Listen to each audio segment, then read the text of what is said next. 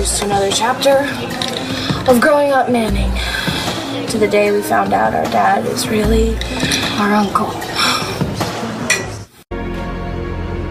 You know what really got to me? What? The look in Dad's eye. I mean, Victor's eyes. Man, it's this look that I've never seen before. It was like he didn't understand what was happening yet. How could he? How could anyone? To be brainwashed into thinking that you're someone else. To find out that your whole life, your memories, your everything, that none of that happened to you. And at least for Dad, it's like he's getting back something that he's missed, but for Victor, he loses everything. No, he doesn't. He still has us. I felt so bad when I had to tell you that he wasn't our dad. Well, you started making things better when you told him you still loved him. I love him too, and both of us will make sure that he knows we'll always be in his life, right? Yeah, I mean, he was my dad for 8 years. I'm not going to stop loving him, but... But what? I have this feeling like I should have known that he wasn't my dad. Starr, how are you supposed to know that? Because I should have sensed it. And actually, maybe I did. What do you mean? Trying. I told this to Jack, but he didn't take it very well because Victor is the only dad that he has ever known. He doesn't remember another one. But you do. Yeah. Dang, I hate to say this, but there were times with Victor where he didn't seem like the dad I knew before. Like when you got together with Cole? All that stuff that was in play. Yeah, and he hurt Cole so badly, he threw me down a flight of stairs. I can't believe that. I mean, he loves you so much. But it didn't stop there. That's what's bothered me. It didn't make sense. Even still, when he got involved with Marty Saybrook, he had a different face. She didn't know who he was, and he didn't tell her. He just let her fall deeper and deeper in love with him, and I should have known then. I should have known that he wasn't my dad. Why didn't you ever bring this up before? I mean, you say it was bothering you, but until this other guy showed up, you never had a problem? I did have a problem. I just thought that it was mine. So when I first came here, and you spent all that time trying to convince me to accept him, how could you do that if you secretly thought that he was some kind of monster? No, that's not what I mean. Well, what do you mean? When you're trying to get me to love him as my dad, you never suspected that he wasn't, so why is it okay for you to totally change your mind now? I wasn't trying to hide anything, Danny. It was this feeling that I got every time Uncle Victor did something that I didn't understand.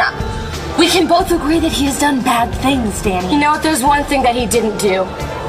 Uncle Victor never convinced his frat buddies to attack some girl. Marty was in college, Starr, like you are right now, and they ganged up on her, and they took turns forcing her to have sex with them. Wait a minute. No, you wait a minute. When I first came to Landview, and I found out that I had a father named Todd Manning, I looked him up online, and I couldn't believe what I saw.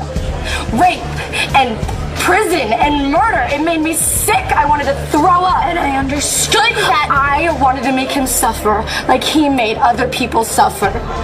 So I pushed him away, and I told him that I hated him, and I did everything but spit in his face, and he didn't deserve it. Because he didn't do any of those things. He couldn't because he wasn't around. The guy that raped Marty Saybrook, that was your precious Todd. Do not call him my Todd. There's only one Todd Manning, and he is our father no matter what crime he has committed. I already forgave him once. I don't know if I can do it again. Well, do you know who can't forget Todd Manning? Todd Manning. He has spent his whole life torturing himself over what he did to That Marty. doesn't make it okay. Okay, maybe it doesn't, but Uncle Victor isn't exactly a saint either. Look at what he has done. He convinced Cole that his mother was dead. He plotted on stealing my baby and raising it with Marty. How about that? Isn't that a little sick, Dan? Yeah, well, you'd be sick too if you had to live inside his head. Oh. Starr, he was programmed to think that he was someone else. Dad was locked up. He was locked up. He was injected. You know what? Whatever. What? If you're gonna make excuses for Victor, I'm not making excuses. Why are we fighting about this, Danny? What are we doing?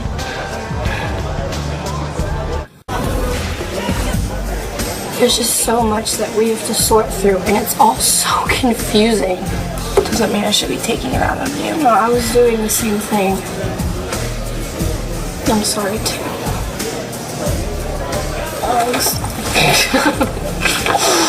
We're so lucky to have each other.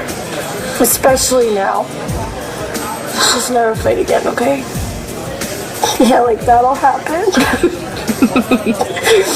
God, if we're this upset, imagine how our dads are feeling. Oh, I know.